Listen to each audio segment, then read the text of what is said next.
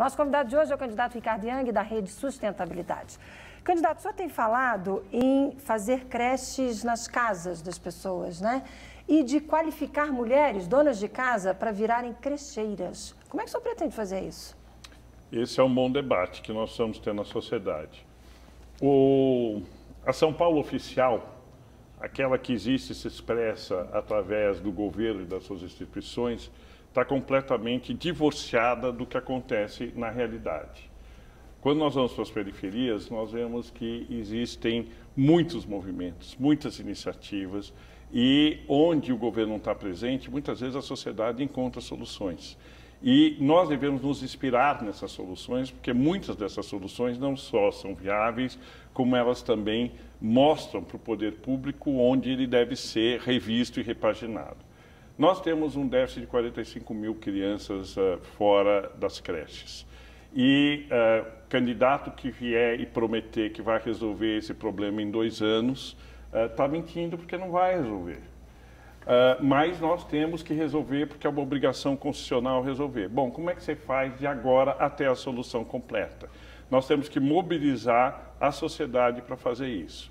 Nas nossas andanças pela periferia, nós temos visto como é que as mães têm resolvido essas questões. Tem algumas mães que são escolhidas pela população e, obviamente, vocês são mulheres, provavelmente mães, sabem a importância que é a confiança naqueles que vão cuidar do seu filho.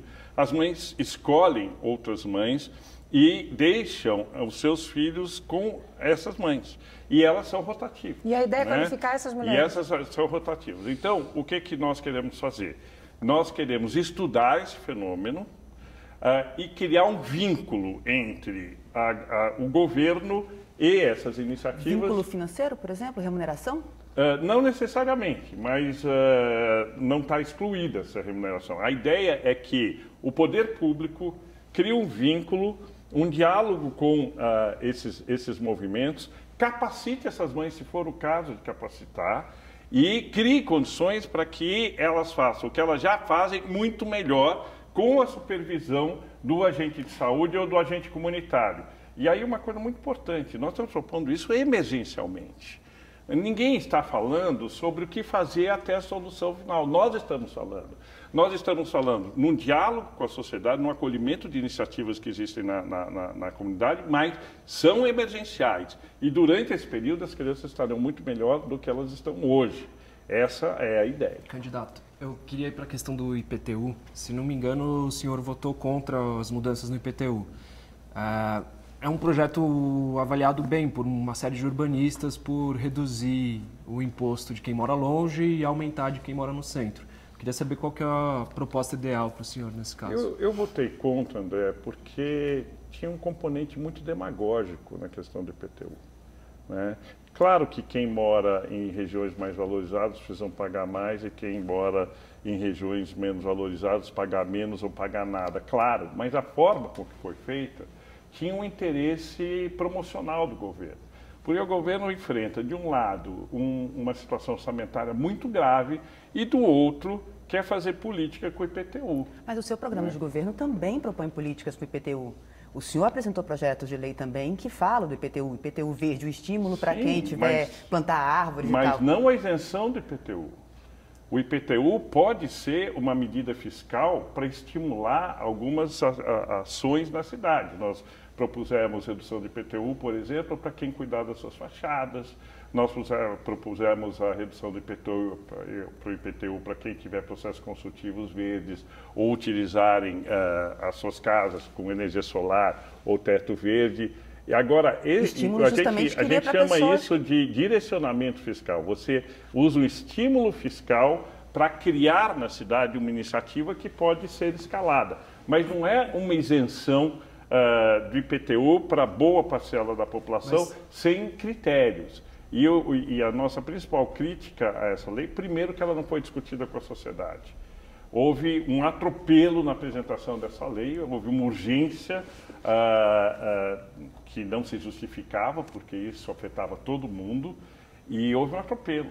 A bancada majoritária votou isso, a bancada do governo votou isso sem discutir com a sociedade. Então, nós achávamos que tinha que ter mais discussão com a sociedade e tínhamos que retirar da proposta seu componente político que tinha a aparência de demagogia. Felipe.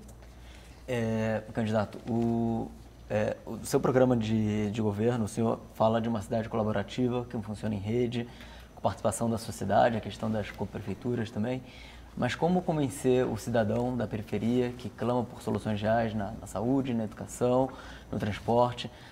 Tudo isso que o senhor mencionou é muito positivo, mas como atrair para um para um projeto de governo seu, o cidadão que está buscando soluções concretas?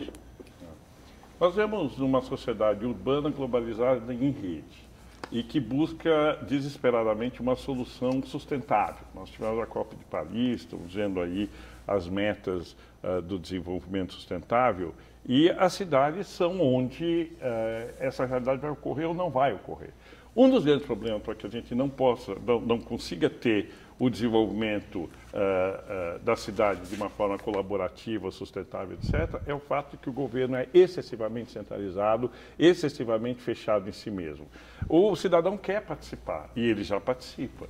Os conselhos, nós temos vários conselhos. Nós temos o Conselho Participativo, nós temos o Conselho de Segurança, nós temos o Conselho de Saúde, nós temos o Conselho Tutelar da Criança e do Adolescente. Muitos cidadãos já estão participando, inclusive com propostas incríveis para a cidade. Só que eles não são ouvidos. Porque os canais tradicionais do governo, os canais institucionais, não escutam o que acontece na população. O que a gente quer é governar com as pessoas, é levar o governo para as pessoas. A descentralização não é um discurso. É levar o governo onde as pessoas estão e empoderar o poder local para que, junto com os conselhos, possam desenvolver as melhores soluções.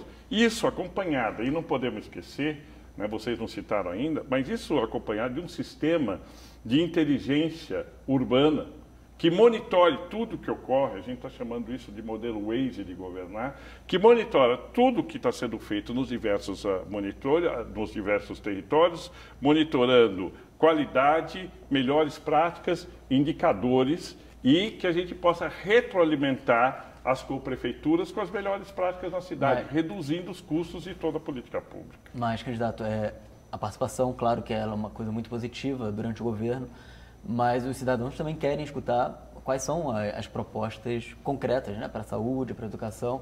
Você não acha que, o senhor não acha que pode ser difícil atrair os cidadãos para um projeto que não apresenta tanto propostas concretas, mas sim intenções de como governar? Vamos fazer um preâmbulo. Felipe, desculpa, mas eu vou te contradizer. O nosso programa tem 80 páginas. Ele cobre todos os aspectos da cidade. E ele diz claramente o que a gente vai fazer em cada uma delas. Inclusive, o telespectador entra agora, se possível, em ricardoiang.com.br e veja o nosso programa. E o senhor pode conferir, e a senhora, se o que eu estou falando é verdade ou não. Agora, nós propomos governar com as pessoas. Então, as nossas propostas ali vão ser submetidas à discussão dos conselhos. E nós pretendemos aprimorar essas propostas dos conselhos nos territórios, porque cada território, cada distrito em São Paulo tem uma necessidade diferente.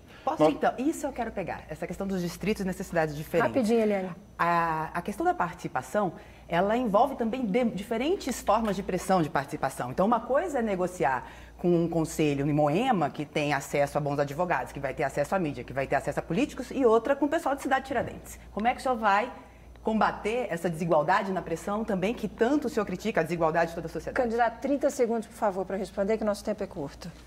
É muito fácil. Já existem estruturas para que isso ocorra.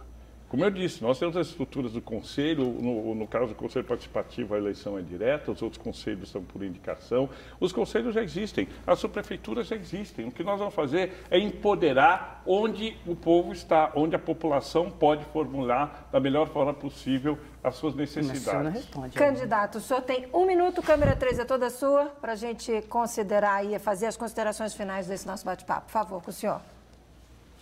Nós estamos vivendo uma época de muita dificuldade no Brasil e muito dessa dificuldade decorre da forma com que nós fazemos a política. A forma com que nós fazemos a política é equivocada, porque ela privilegia partidos que fazem essas coligações para ganhar as eleições, uma vez ganham as eleições e se fecham em si mesmos. Nós precisamos repaginar a política, nós precisamos criar uma política que converse e incorpore as necessidades da população e tenha na população a sua principal fonte de políticas públicas. A Rede é um partido novo, a Rede nasceu de toda uma revisão da crise política que nós estamos vivendo e está se propondo a fazer diferente. Agora, nós só vamos mudar se fizermos diferente e contamos com vocês para isso. Jornalistas, obrigada. Candidato, obrigada. Boa sorte. Até uma próxima oportunidade. A gente volta amanhã com o João Dória. Não dá para perder. Até lá. Uma ótima tarde. Tchau.